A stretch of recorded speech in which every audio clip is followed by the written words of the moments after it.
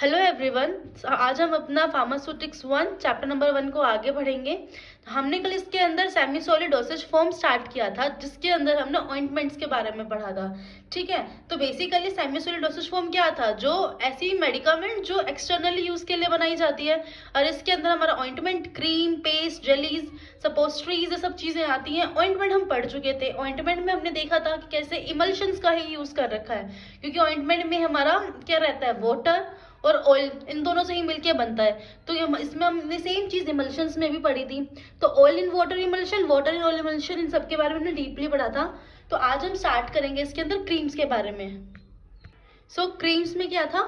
Creams क्या होती है? विस्कस सेमी सॉलिड इमल्शन होता है, यूज्ड एज एक्सटर्नल पर्पस। ठीक है, तो ये विस्कस यहाँ पे इंपॉर्टेंट टर्म है। विस्कस होती है क्रीम। हमने क्रीम्स तो देखी है कैसे होती है, ठीक है ना, एक अच्छी कंसिस्टेंसी में रहती हैं वो। अरे सेमी सॉलिड इमल्शन के अंदर आता है। तो क्रीम हमारी दो तरह की होती है, एक्वस एंड ऑयली। ठीक है, इनमें फर्क क्या है? जो हम क्रीम्स को एक्वस क्रीम के अंदर रखते हैं ना, उसके अंदर हम बोलते हैं कि वो ऑयल इन वाटर इमल्शन से मिलके बनी है। मतलब इसके अंदर ऑयल का कंटेंट कम और वाटर का कंटेंट ज्यादा होता है। ये हमारी नॉन ग्रीसी भी होगी। ये बात हमने बहुत बार देख ली। ये बात हमने इमल्शंस में भी देखी थी, सेम चीज हमने अपने ऑइंटमेंट में भी देखी थी। अब ये चीज हम क्रीम्स में भी देख रहे हैं। Oil in water emulsion non greasy होते हैं, और जो दूसरे टाइप से क्रीम होती है जो ऑयली होती है, वो उनका बेस ऑयली होता है, उनको वाटर इन ऑयल इमल्शंस बोलते हैं। इससे मिलके ये बनी होती है। ठीक है, तो अब जो भी डिफेक्ट रहे थे, डिसएडवांटेज रहे थे हमारे वाटर इन ऑयल इमल्शन के साथ में, वो सारे के सारे इसके साथ में भी रहेंगे। और हम आगे देखते हैं जो हमारी एक्वस क्रीम्स होती हैं। अब देखो, हम जब बोल ही रहे हैं कि ये एक तरह का इमल्शन है ना, तो इसके अंदर इमल्सिफाइंग एजेंट्स भी आएंगे। सिंपल सी बात है। तो जो हम एक्वस क्रीम्स की बात कर रहे हैं ना, तो जो उसके अंदर इमल्सिफाइंग एजेंट्स हम यूज करेंगे। क्या इमल्सिफाइंग एजेंट थे? क्या? जो ऑयल और वाटर को इकट्ठा रखते हैं, है ना, क्योंकि वरना तो ये इमिजिबल लिक्विड्स हैं। तो जो इन दोनों को मिजिबल बना देगा वो थे हमारे इमल्सिफाइंग एजेंट। अब जो एक्वस क्रीम है ना, इसके इमल्सिफाइंग एजेंट्स कौन कौन से रहते हैं? First is anionic, cationic, non ionic waxes, polysorbates and triethanolamine soaps. ये सारे के सारे इमल्सिफाइंग एजेंट्स होते हैं। ठीक है, किसके लिए? एक्वस क्रीम्स के लिए। सिमिलरली ऑयली क्रीम्स के लिए भी इमल्सिफाइंग एजेंट्स होते हैं।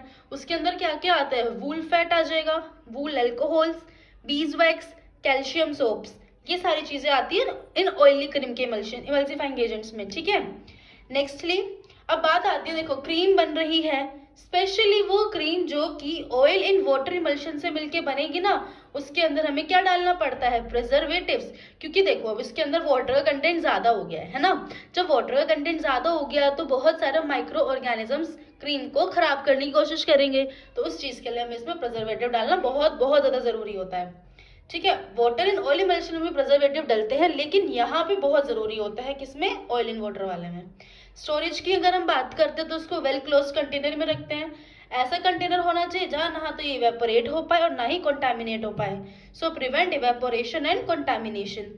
नेक्स्टली इसको हम कोलेप्सिबल ट्यूब्स ऑफ मेटल और सुटेबल प्लास्टिक का यूज करते हैं। जैसे हम क्रीम अपने डेली यूज के लिए जो भी हम क्रीम लेके आते हैं, हम क्या देखते हैं? तो वो प्लास्टिक की डिब्बी में होती है ना, प्लास्टिक का कुछ होता है, या फिर एक ना मेटल की ट्यूब्स होती है। देखा ना, सब ट्यूब्स रहती है मेटल की, तो उसके अंदर से हमारी क्रीम्स निकलती है, तो ट्यूब्स में भी हम रख सकते हैं मेटल की। ठीक है, इसके अंदर एग्जाम्पल हमारे आते हैं हाइड्रोकोर्टिसोन की creams, neomycin cream, Soframycin cream, बहुत सारी क्रीम्स होती हैं। ठीक है, अगर नेक्स्ट आता है हमारा पेस्ट के बारे में। अब बात आती है, देखो ना, ऑइंटमेंट, क्रीम, पेस्ट, देखा जाए ना, कोई भी बंदा जो नॉन फार्मा से रिलेट करेगा ना, उसको तो बहुत हद तक ये सारी चीजें सिमिलर सिमिलर नजर आती हैं। लेकिन एक फार्मासिस्ट को ही पता होता है, क्योंकि उसके पास वो बेसिक नॉलेज होती है जिससे वो डिफर कर पाता है कि which is ointment, which is cream, which is paste. And आपके एग्जाम्स में भी आता है, डिफरेंस पूछते हैं। Write down the difference between cream and paste, ointment and cream, ointment and paste, ये सब क्वेश्चंस आते हैं एग्जाम में। ठीक है, तो हम पेस्ट में देखते हैं। मैंने स्टार्ट इसको इसलिए ऐसे किया है कि डिफर फ्रॉम क्रीम। ये क्रीम से अलग है paste, as they contain high proportion of finely powdered medicaments such as zinc oxide, calcium carbonate, starch etcetera. जो हमारे क्रीम्स है, हमने क्रीम्स में तो देखा ना इमल्शन बन रहा है, इमल्शन में ऑयली फेज में है, एक वाटर वाले फेज में या फिर एक्वस फेज में है ना। तो एक डिस्पर्स्ड मीडियम है, एक कंटिन्यूअस मीडियम है। लेकिन जो पेस्ट की हम बात करें तो दिखने में तो ये क्रीम जैसे ही लगते हैं, है ना, लेकिन इसके अंदर क्या होता है, ज्यादा अमाउंट में एक पाउडर्ड मेडिकामेंट होती है, मेडिकामेंट पाउडर्ड फॉर्म में होती है। जैसे एग्जांपल दे रखा है जिंक ऑक्साइड का, कैल्शियम कार्बोनेट का और स्टार्च का। ठीक है, ये जो सब्सटेंस है ना, the substance make paste thick and stiff.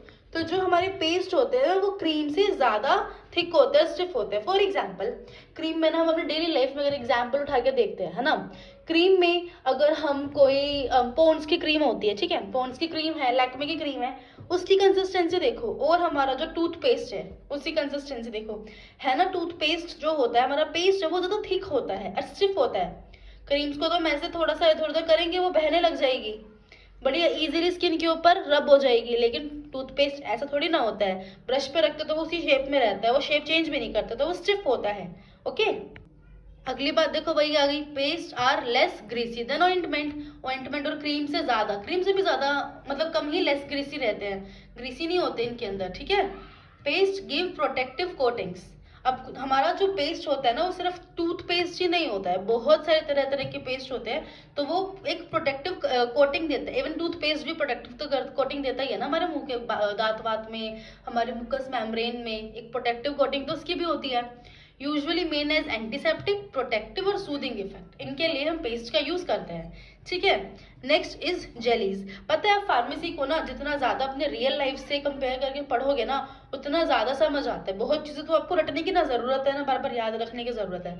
अपने रियल लाइफ से करो उसको कि हम अच्छा आपके पेस्ट में हमने ये चीज यूज करते हैं, क्रीम्स में हम ये यूज करते हैं, ऑइंटमेंट में ये यूज कर रहे हैं, जेलीज में हम देखेंगे बहुत चीजें यूज करते हैं जो हम नॉर्मल लाइफ में यूज करते हैं। तो वैसे अगर आप याद रख के करोगे ना तो आपको बहुत अच्छे से याद हो जाएगा, और उसको ये नहीं कहेंगे रट्टा लगाया, वो समझ लोगे बहुत अच्छे से आप। नेक्स्ट देखते हैं जेलीज। जेलीज में क्या है, these are transparent and translucent. देखो जेलीज तो कैसी होती है, ट्रांसपेरेंट एंड ट्रांसलूसेंट ही होती है ना, हमने देखी हुई है जेलीज वगैरह। ये नॉन ग्रीसी होती है। जेलीज में बेसिकली वाटर ज्यादा होता है, तो नॉन ग्रीसी अपने आप हो जाएगी वो। Semi solid for external application होता है। देखो एलोवेरा का जेल आता है, सबसे अच्छा एग्जाम्पल है ना। हम जो एलोवेरा का जेल देखते हैं वो ऐसे ही तो होता है, कहाँ वो ग्रीसी होता है, नहीं होता ग्रीसी, ट्रांसपेरेंट ट्रांसलूसेंट टाइप का होता है, और एक्सटर्नली हम अप्लाई करते हैं। इसके अंदर डलता क्या है जेलीज के अंदर, such as gelatin, starch, tragacanth, sodium alginate, cellulose, ये सब चीजें यूज करते हैं किसके लिए, जेलीज के लिए। देखो हमारे माउथ अल्सर्स हो जाते हैं, उसके लिए भी बहुत सी जो हमको आती है ना ऑइंटमेंट वगैरह लगाने के लिए भी वो जेल बेस्ड रहती है। ठीक है, they are use to lubricating catheters, surgical gloves, rectal thermometers. तो बेसिकली ये जो हमारी जेलीज है ना और जगह भी काम आते हैं, ग्लव्स वगैरह में, रेक्टल थर्मामीटर में। बहुत अच्छा एग्जाम्पल बताऊं, देखो किसी का जब अल्ट्रासाउंड हुआ होगा ना, किसी को पता होगा, तो अभी भी ना एक जेल लगाता है, तो वहां पे भी इन जेलीज का यूज किया जाता है। ठीक है, तो ये मत समझना फार्मासिस्ट हर यहीं पर नहीं, मतलब मेडिसिन तक ही टिक जाते हैं या फिर स्टोर तक ही टिक जाते हैं। फार्मेसी का हर जगह काम आता है, क्योंकि हम मेन चीज तो एक फार्मासिस्ट ही बना रहा है, मेडिसिन फार्मासिस्ट बना रहा है ना। पूरी मेडिकल में यूज होने वाले सारे इक्विपमेंट भी फार्मासिस्ट ही बना रहा है। ठीक है, now days jellies use in contraceptive. अब देखो आज के टाइम पे ना जेलीज का कॉन्ट्रासेप्टिव में भी यूज करने लग गए।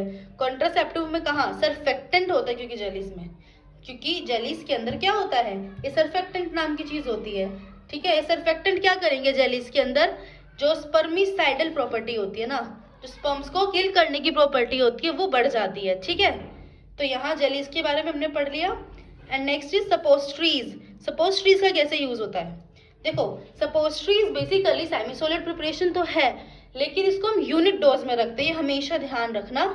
हमने सपोस्ट्रीज को हम यूनिट डोज में ही कैलकुलेट करते हैं, रखते हैं। ठीक है, अब देखो semi solid used for insertion into body cavities other than mouth like rectum, vagina, nasal cavities.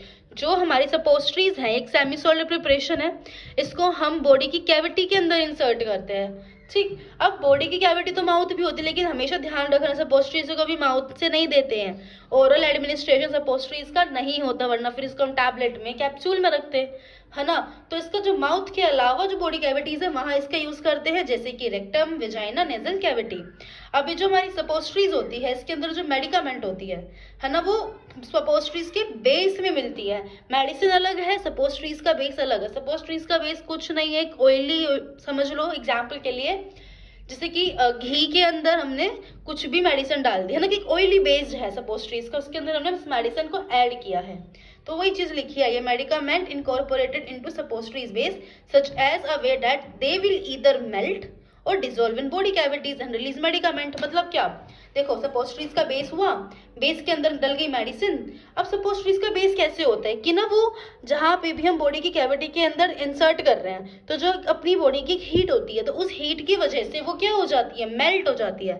अब सपोस्ट्रीज के बेस के अंदर जो मेडिसिन है वो तो मेल्ट नहीं होगी, सपोस्ट्रीज का बेस मेल्ट हुआ, मेडिसिन रिलीज हुई, फिर जहां पे भी कैविटीज में उसकी जरूरत थी मेडिसिन की वहां पहुंच गई। बस इसका यही एक प्रिंसिपल है। अब देखो सपोस्ट्रीज डिफरेंट डिफरेंट शेप में और डिफरेंट डिफरेंट साइज और वेट्स में होती है। अब जहां पे भी नेजल कैविटी के लिए अलग सपोस्ट्रीज का शेप एंड साइज बनेगा, वेजाइना के लिए अलग बनेगा, रेक्टम के लिए अलग बनेगा, ठीक है। And next is they retain shape during storage and administration, ठीक है। तो इसका मतलब क्या है, जो सपोस्ट्रीज है ना अपनी शेप को रिटेन रखेगी, अपनी शेप को एग्जैक्ट रखेगी स्टोरेज के टाइम पे भी और एडमिनिस्ट्रेशन के टाइम पे, वहाँ उतनी शेप भी खराब नहीं करती है कि जैसे हम पढ़ रहे हैं ना कि बॉडी कैविटी में जाके मेल्ट हो जाती है, ऐसा कुछ नहीं कि वो स्टोरेज के टाइम पे खराब होने लग जाएगी, ठीक है। Next is suppositories give local, systemic and mechanical action. Suppositories local action मतलब एक ही पार्ट, लोकल एक्शन का मतलब क्या होता है कि जस्ट लाइक मुझे हाथ पे चोट लगी है ना, तो मुझे हाथ पे ये इफेक्ट चाहिए। जैसे कि किसी के पाम पे चोट लगी है, हाथ पे चोट लगी है, तो उसको वहीं इफेक्ट चाहिए और कहीं इफेक्ट नहीं चाहिए। जैसे कि वेजाइना में क्या हो गया, वेजाइना में हो गया इन्फेक्शन, तो वेजाइना का इन्फेक्शन है, बैक्टीरियल इन्फेक्शन है, वहीं पे तो चाहिए हमें असर उसका, पूरी बॉडी को जरूरत नहीं है। तो है ना, इसकी वेजाइना के लिए हम सिर्फ वहीं के यूज करेंगे, सिर्फ रेक्टम के लिए यूज करेंगे। ऐसी सपोस्ट्रीज भी हमारे पास है। और सिस्टमिक इफेक्ट हमें चाहिए तो वैसे सपोस्ट्रीज भी होती है कि हमने जैसे कि ना कोई पेशेंट होता है अनकॉन्शियस कंडीशन में है, तो उसे कोई मेडिसिन देनी है, तो हम अगर कोई भी तरह का एडमिनिस्ट्रेशन नहीं है तो हम उसके रेक्टल रूट से मेडिसिन दे देते हैं, सपोस्ट्रीज दे देंगे, तो वो मेडिसिन उसकी पूरी बॉडी में असर करेगी, ठीक है। ऐसे मैकेनिकल एक्शन भी हो जाता है। Suppositories prepare by cold compression method, या क्वेश्चन आता है सपोस्ट्रीज को कैसे बनाया जाता है, तो कोल्ड कंप्रेशन मेथड से बनाया जाता है। बहुत ईजी स्टेप होता है, सपोस्ट्रीज का बेस लेते हैं, फिर उसके अंदर हम मेडिसिन को मिक्स कर देते हैं, ठीक है। फिर एक कोल्ड कंप्रेशन मेथड के लिए एक हमारे पास अपैरेटस होता है, उसके अंदर हम डालते हैं, थोड़ा वेट करते हैं, ठंडा होता है, वो जम जाता है। बस बहुत सिंपल सपोस्ट्रीज बनाना, ठीक है। Next is पेसरीज। पेसरीज में क्या है, पेसरीज meant for introduction into vagina. अब बेसिकली है तो ये सपोस्ट्रीज एक तरह की, लेकिन स्पेशली वेजाइना के लिए जो बनाया गया है सपोस्ट्रीज की फॉर्म, वो होती है हमारी पेसरीज, ठीक है। तो ये क्या होती है, पेसरीज में फर्क क्या है सपोस्ट्रीज से। Pessaries are larger than rectal suppositories and vary in weight from 4 to 8 gram. जो पेसरीज होती है ना, जो रेक्टम में सपोस्ट्रीज यूज की जाती है उससे ज्यादा बड़ी होती है, उससे ज्यादा उसका वेट भी होता है। इट में बी कोनिकल, वेज और रोड शेप, कैसे भी शेप में हो सकती है। अब जो हमारी पेसरीज होती है एप्लीकेटर के साथ आता है। अब एप्लीकेटर क्या करता है, वेजाइना के अंदर इंसर्शन अच्छे से करवा देता है पेसरीज का, ठीक है। अब पेसरीज हमारी टैबलेट फॉर्म में अवेलेबल होती है, कैप्सूल फॉर्म में अवेलेबल होती है, हर तरह से पाई जा सकती है ये, ठीक है। Thank you so much. यहाँ पे हमारा सेमी सॉलिड का पेसरीज तक का हम देख चुके हैं, आगे और पढ़ेंगे, न्यू ड्रग डिलीवरी सिस्टम वगैरह भी आएगा भी, ठीक है। तब तक के लिए बने रहो, please like share and comment and subscribe also, ताकि मैं गुम ना हो जाऊँ कहीं, ठीक है। सो बाय बाय, थैंक यू।